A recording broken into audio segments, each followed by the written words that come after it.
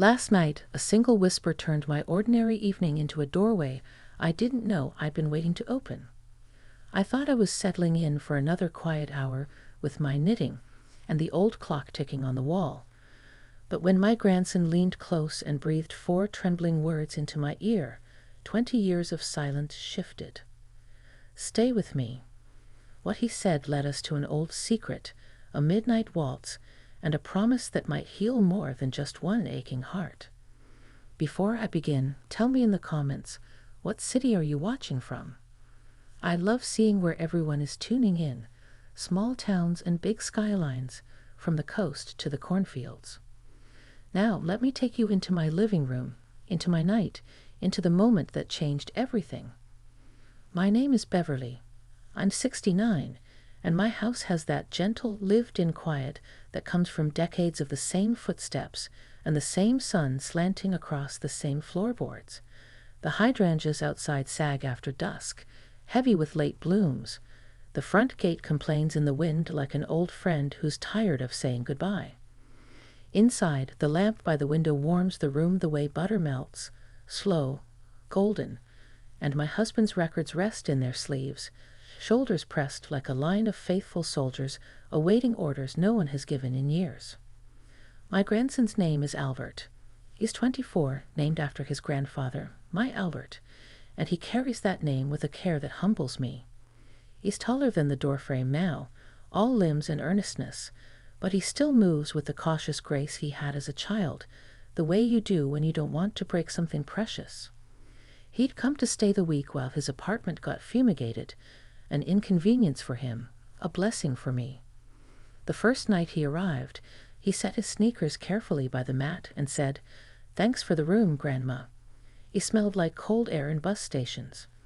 I wanted to hold him until the scent changed to cinnamon and home. We'd had a simple dinner, chicken soup and a stack of buttered toast, and watched the news without listening. When the anchors signed off and the commercials pitched pills for problems I didn't admit to, I told him to take the spare bedroom, the one with the old quilt my sister made. I stayed in the living room to put my yarn away and tidy the coffee table. It's a habit I have, write the small things when the bigger ones can't be lifted yet. The house settled. You know the symphony. Radiators knocking, a pipe clearing its throat, the neighbor's dog testing out a new bark and abandoning it halfway. I was halfway up from the sofa when I heard it, a soft knock on the doorframe, and the quietest, "Grandma?" "Come in, sweetheart," I said, and I smoothed my sweater as if the night were a guest.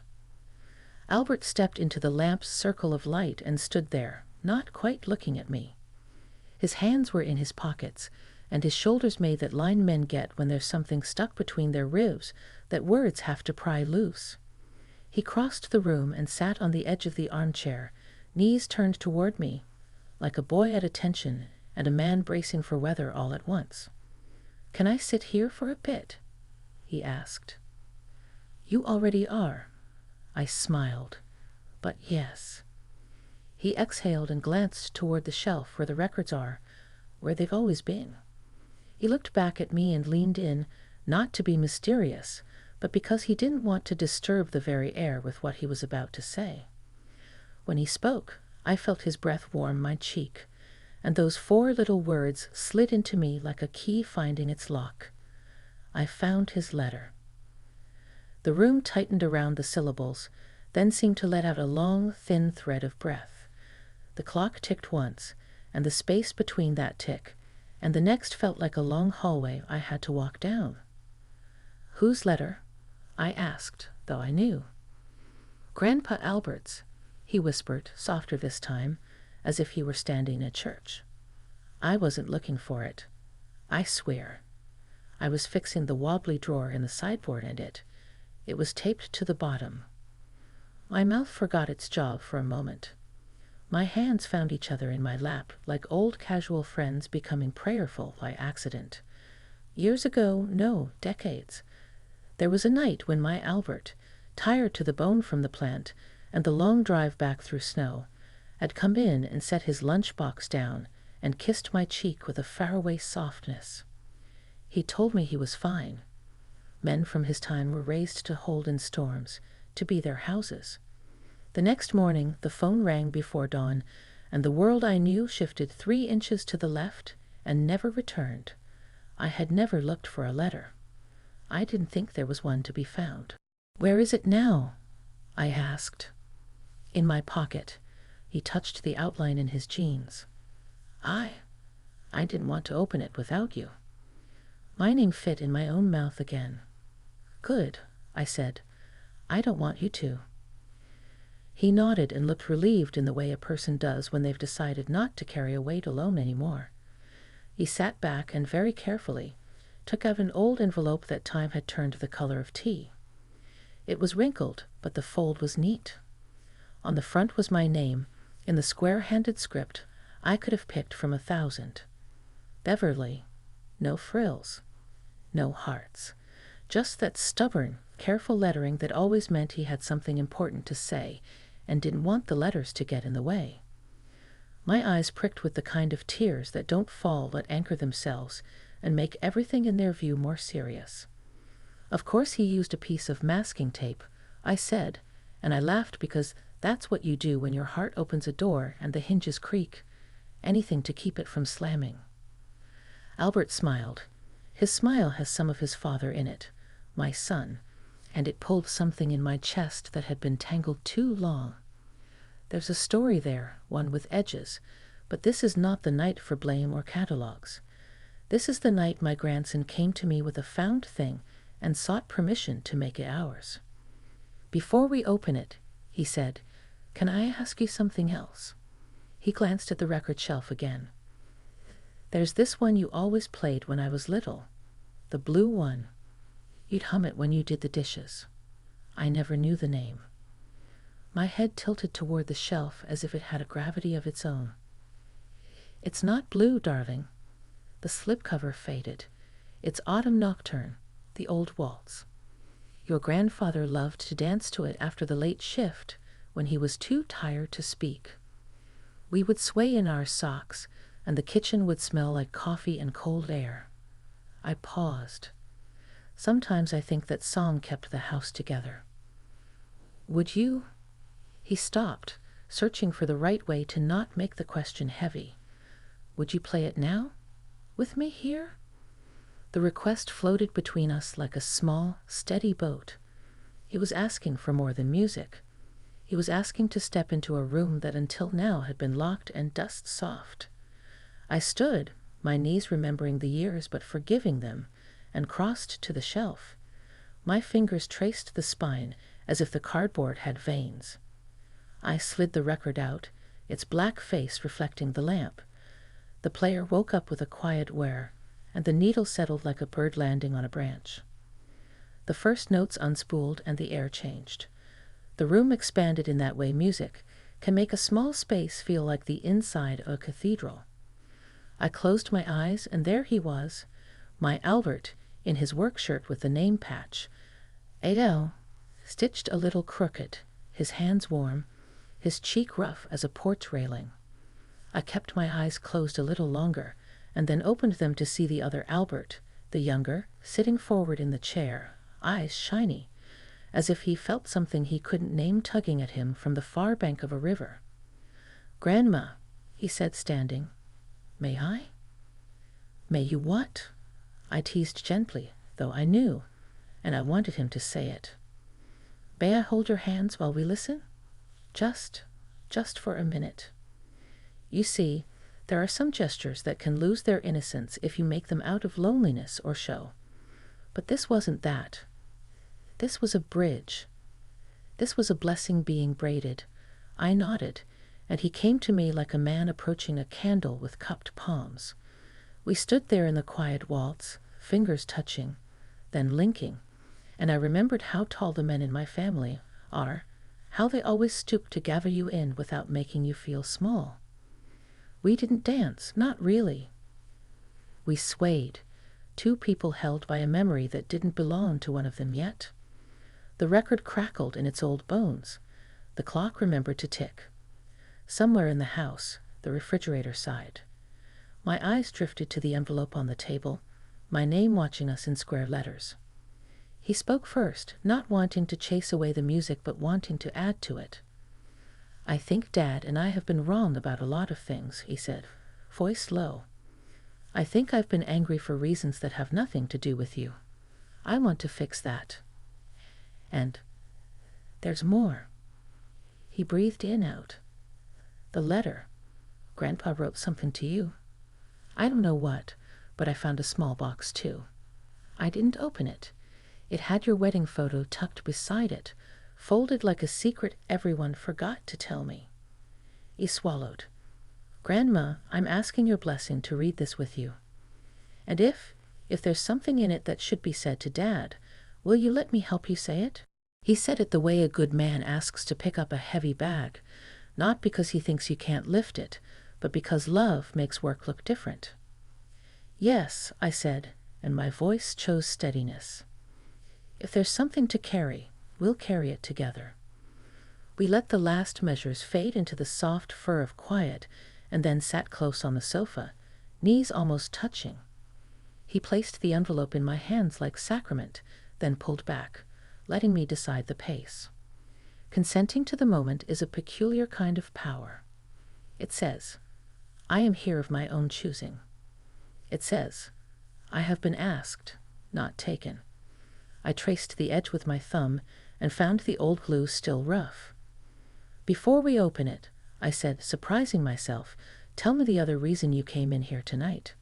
The letter is one, but your shoulders told me there's a second." He smiled, caught but grateful. "Grandma, I'm in love." He blushed in that quiet male way that looks like a throat clearing, not a confession. "Her name is Elise. We met at the campus radio station. I want to propose before the first snow." He reached into his shirt pocket then, and my breath held on like a child to a poolside on a bus. He unfolded a tiny square of soft cloth and revealed a ring, plain, elegant, the kind of ring that makes a promise instead of performing one. I found this in the box too. There was a note that said, "For a promise that keeps going." I didn't. I won't take it if it's not right, but it felt like it wanted to be warmed by a hand again.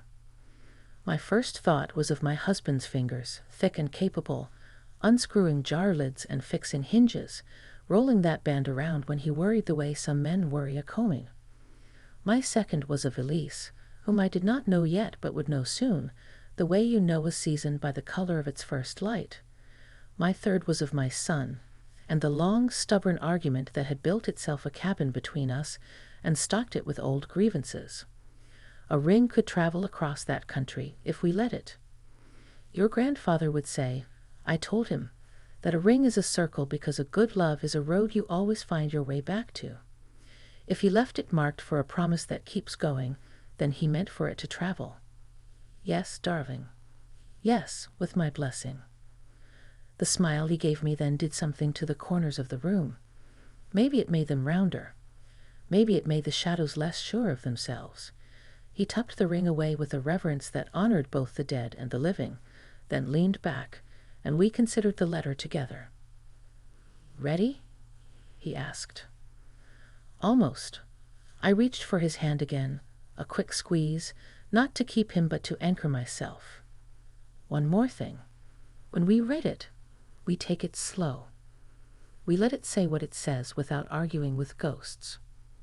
He nodded. Deal. I slid a butter knife under the flap so I wouldn't tear the paper.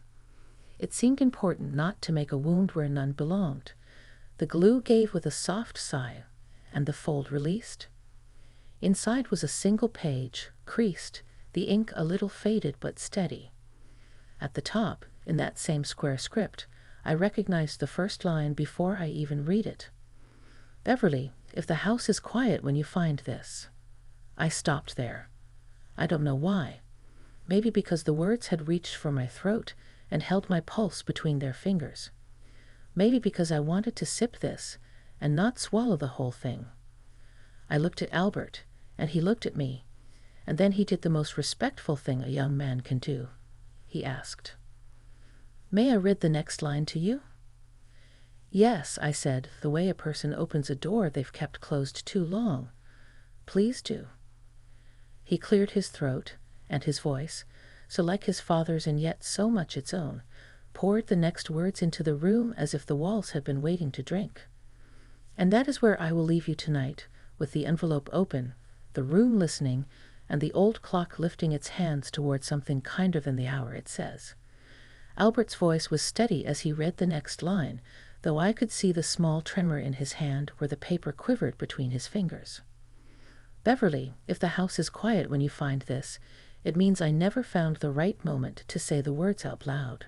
The room stilled around us, as if even the air leaned in. My breath caught, but I reached for Albert's wrist, gently steadying him. He didn't stop reading. I have not been a man of speeches, you know that, but you deserved one. You deserved more than these quiet grunts after work, more than the tired hands setting down a lunchbox. You deserved to hear that every mile I drove home, I was coming back to you, not just to the house. My eyes blurred, the words swimming. It was his voice again, somehow carried across time, and the walls of death itself. Albert's voice was younger, but the words, they were my husband's heart written in ink. Albert paused and looked at me. Should I keep going? I nodded because there was no other answer. The letter went on. If I leave this world too suddenly, know that I went with the thought of your laugh still ringing. Know that I carried your face with me. I was never afraid of the work, or of the cold, or of the hard days. I was only ever afraid of not having given enough back to the woman who gave me everything. The paper trembled again, but this time it was Albert's breath shaking, not just his hands. "Grandma," he whispered, lowering the sheet, "I feel like he's in the room." And he was. My Albert, my husband, was in the cracked record still spinning faintly on the turntable. He was in the square strokes of his letters, in the steadiness of his words. And he was in the quiet way his grandson was holding this letter as though it might split the world open. I reached over, smoothed Albert's hair like I had when he was little, and whispered, "He is. Right now, he is." We sat like that for a long time, the letter folded in my lap. I told Albert about the years after his grandfather passed, the way I filled the silence with chores, the way I poured myself into raising his father, even through the stubborn fights. I told him about the mornings I'd still hear the ghost of work boots at the door, and how sometimes I hummed that waltz just to remind myself I wasn't invisible. Albert listened, really listened. His face softened in ways I hadn't seen since he was a boy, before life and pride and family tensions hardened him. Finally, he said, "Grandma, I don't want us to be quiet anymore. I don't want Dad and me to keep building fences where there should be bridges. I want him to know about this letter. I want Elise to know too. I want them all to understand what real love looks like." His eyes glistened when he said Elisa's name. That girl I had not yet met had already become part of this story, part of this legacy. "You will show them," I said, taking his hand, "not with sermons, with the way you live, with the way you love her. That's how a family heals." We didn't rush to fold the letter back. Instead, Albert set it gently in the center of the coffee table, beside the ring he had shown me. 2 relics of love, 2 promises meant to keep moving forward. He turned to me, then asked in a quiet voice, "Will you dance with me? Just once, before the night ends?" I laughed softly, brushing at the corner of my eye. These old knees don't dance anymore. But when he stood, holding out his hand, I found my body remembering what my heart had never forgotten. We stepped onto the rug, the record